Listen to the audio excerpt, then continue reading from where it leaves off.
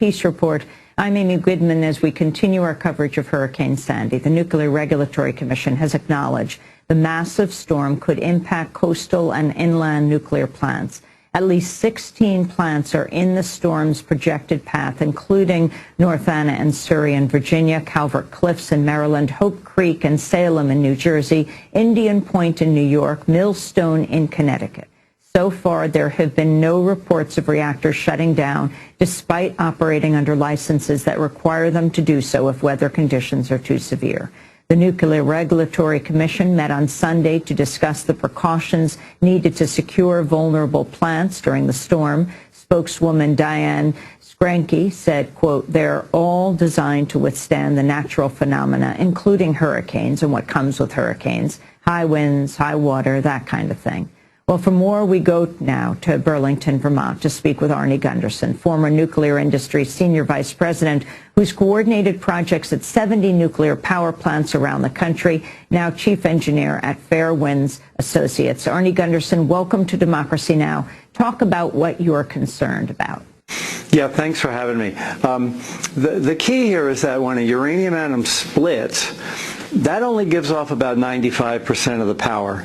So when these plants shut down, 5% of the power is still going to come out of the power plants after they're shut down. I think the industry should preemptively shut down plants in the storm's wake, but it's not going to solve the entire problem. It's really likely that the grid, the electric grid that's out there, will collapse, and these plants will become islands. Electric islands, and they'll have to rely on their diesel generators to provide power. A bunch of these plants are in refuelings right now, and when you're in a refueling outage, you are not required to have all your diesels running. You can be tearing apart one and only have one diesel on available. So the concern is that should they lose off-site power, all of this heat needs to be removed, and you're relying on just one diesel to keep the nuclear reactor cool. Can you talk about what you feel needs to happen right now, and talk about nuclear power plants in Connecticut and Vermont, your main concern? Yeah. The biggest problem, as I see it right now, is the Oyster Creek plant, which is on Barnegat Bay in New Jersey. That appears to be right about the center of the storm. Oyster Creek is the same design, but even older than Fukushima Daiichi Unit 1. It's in a refueling outage. That means that all the nuclear fuel is not in the nuclear reactor, but it's over in the spent fuel pool. And in that condition, there's no backup power for the spent fuel pools. So if Oyster Creek were to lose its off-site power, and then frankly that's really likely, there will be no way to cool that nuclear fuel that's in the fuel pool until they get the power reestablished. Nuclear fuel pools don't have to be cooled by diesels per the old Nuclear Regulatory Commission regulations. I hope the Nuclear Regulatory Commission changes that and forces the industry to cool its nuclear fuel pools as well. This time of year, there's a lot of power plants in refueling outages, and all of those plants will be in a situation where there's no fuel in the nuclear reactor. It's all in the fuel pool. Systems have been shut down to be maintained, including diesels, perhaps even completely dismantled. And in the event that there's a loss of off-site power from the high winds from this hurricane, we will see the water in the fuel pools begin to heat up. Neil Sheehan, a representative of the U.S. Nuclear Regulatory Commission, said these plants have to be able to withstand all sorts of natural phenomena: earthquakes, severe flooding, tropical storms, lightning storms, tornadoes. They need to be able to deal with all that. We like to say they're very robust structures. They can deal with a lot of punishment, but at the same time, they have procedures in place to guide them through this. So then, Arnie Gunderson, what is your concern? This isn't like the big bad wolf. They can huff and puff, and they won't blow this plant down, especially a hurricane that's only 85-mile-an-hour winds. It's not a question of the winds from this hurricane blowing the plant down. It's a question of the loss of off-site power. That's exactly what happened after Fukushima Daiichi. The earthquake destroyed the off-site power. At that point, the nuclear plant relies on its diesels. And my big concern is diesel reliability and the fact that nuclear plants don't have to cool their nuclear fuel pools off their diesels per NRC regulations. I think those are the two big concerns for Hurricane Sandy. Tell us what's happening in Vermont. Tell us what's happening with Vermont Yankee, Arnie Gunderson, a plant you know well. Yeah, Irene hit Vermont Yankee pretty hard, and we are expecting a little less rain from Sandy than we were from Irene. It was interesting, talk about the law of unanticipated consequences. There was so much flooding in Vermont that large gas canisters that people had in their backyard to heat their homes or heat their trailer parks or to heat their barbecues went floating down the Connecticut River and bumped into a hydroelectric dam, which is just south of Vermont Yankee. And the state police actually blocked off the road heading into Vermont Yankee because they were afraid all the hydrogen in those canisters was likely to explode. Now, that's not in the design bases of a nuclear power plant. Nobody ever thought that we'd have to worry about explosive gases floating down rivers by our nuclear plants and potentially causing damage. Here in Vermont, I think we'll have a less severe event near our nuclear plant than we had last year, but it really depends on the degree of the flooding. What are the most important issues we can learn from Fukushima right now in the United States, and how does climate change fit in with both? Arnie Gunderson. Well, climate change has affected nuclear plants this year.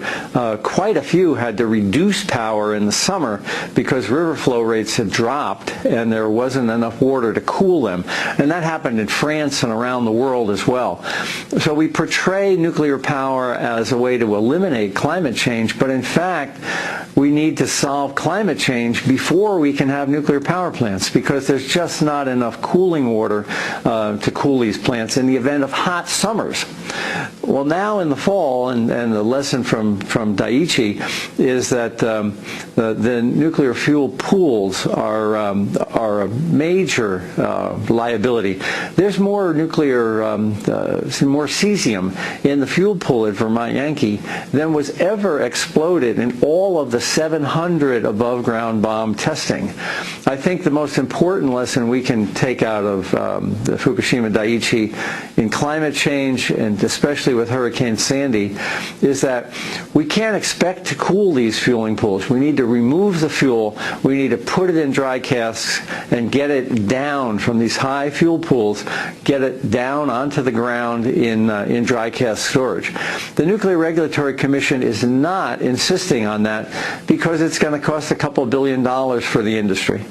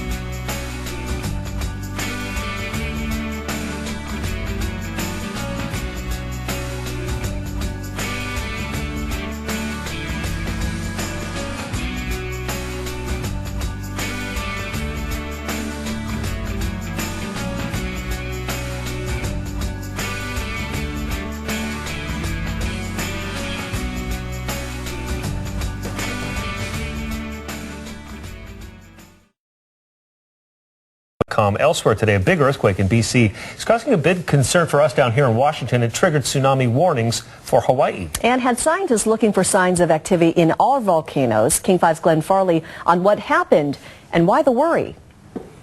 Earthquake. The quake got everyone's attention. It was hard to miss.